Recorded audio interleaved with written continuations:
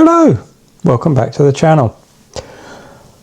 So today's video is all about winterization, getting your motorhome, caravan, van conversion ready for the winter.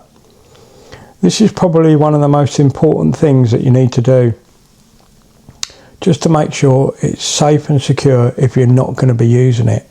Obviously if you're going to be using it, it doesn't matter. The most important things are, and I'm going to do the videos on it as we go, getting the water out, airing it. I always give the motorhome a good wash before we put it away for the winter. This just makes sure you've got all the road salt off and stuff like that. I use a wash and wax system and I use a hose. I never use the jet wash on it because I don't want to damage any of the seals. I just think this is good practice.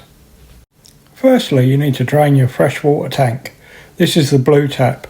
Obviously your grey tap is for your wastewater, this is for your freshwater.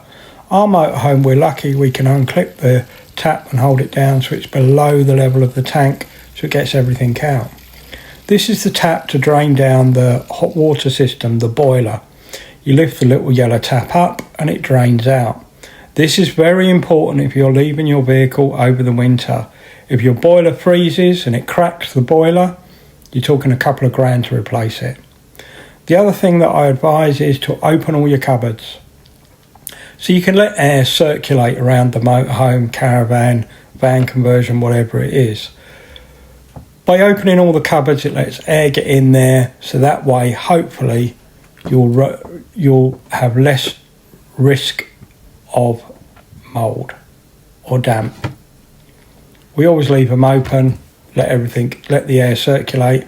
Also remove any perishable foods. Tinned foods are okay, but everything else remove. We have the Thetford fridge. So on a Thetford fridge you have these little locks underneath the catches. These lock into the frame so the doors can't shut. So this leaves a little air gap. And because of the little air gap, then you won't get mould in your fridge, so it won't be smelly when you go back to it after the winter.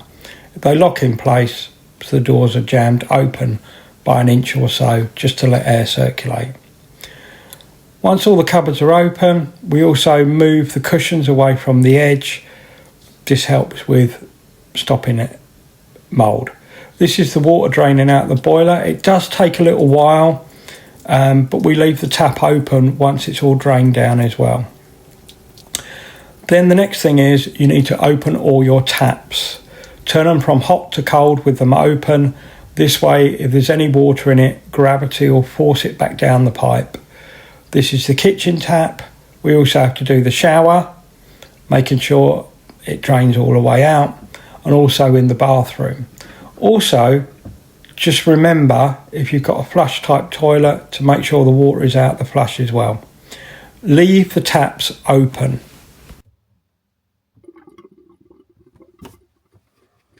The other thing that I think is really good practice is if you can, if it's a motorhome or a van conversion, once a month, once every whatever, couple of weeks, go to the vehicle if it's in storage, start it up, get it warm.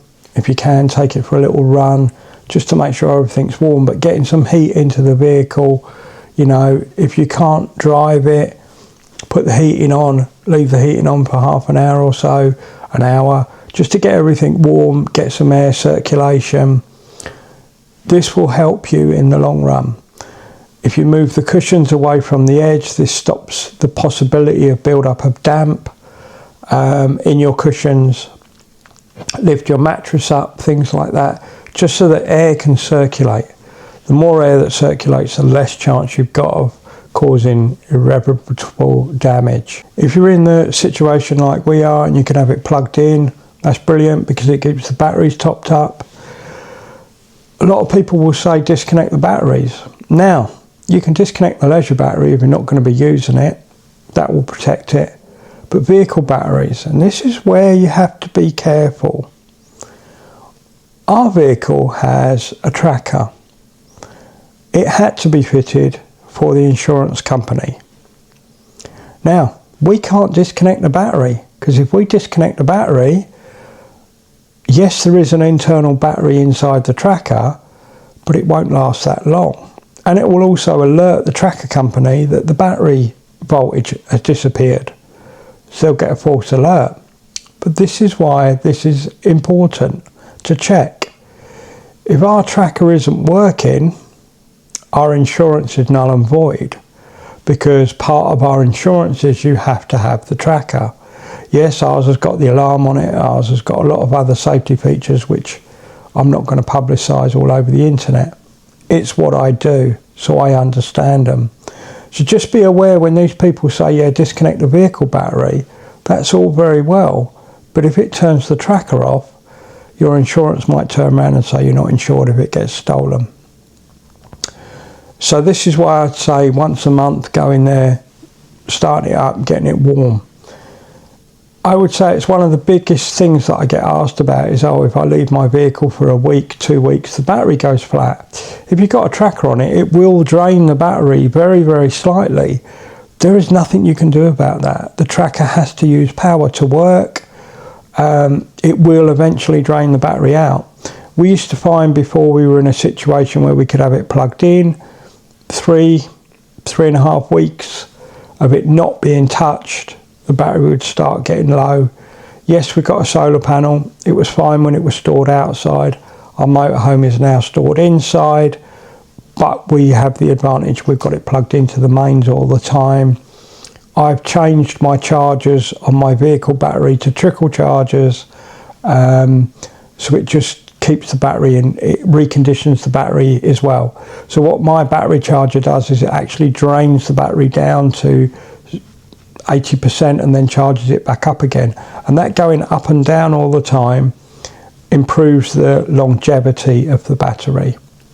We are in that excellent situation where we can do that. I know a lot of people aren't. I hope you find this video informative, and if you do, please give us a thumbs up and drop us a subscribe. That would be really handy. We are trying to grow this account. If you've got any questions, whether it be technical or whether it be you're going to France for the first time and you want to know what it's like, or Spain, or you're going to Europe, or whatever, please drop it in the comments. My attitude is, and I've always said this in a lot of my other videos on other social media, there is no such thing as a stupid question. What you think is stupid, or you think other people are going to judge you, no.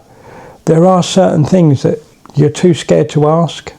I had situations when we first started about, you know, the very, very first time we went over 10 years ago, I didn't know what food you were allowed to take. Were you allowed to take all your food? I remember years and years and years ago going on a plane, and we'd taken bacon and sausages in a cool bag in the suitcase so I could have a breakfast when I got there, because I didn't know, I'd never been abroad before. Got to the airport, they checked the case and went, you're not allowed to take this. I didn't know that at the time. Yes, things have changed in Europe now. Coming back with food is an issue. You're not allowed to bring meat products back. But I'll get into that in another video. And as I always sign all my videos off, I'll see you all in the next one. Ta-ra!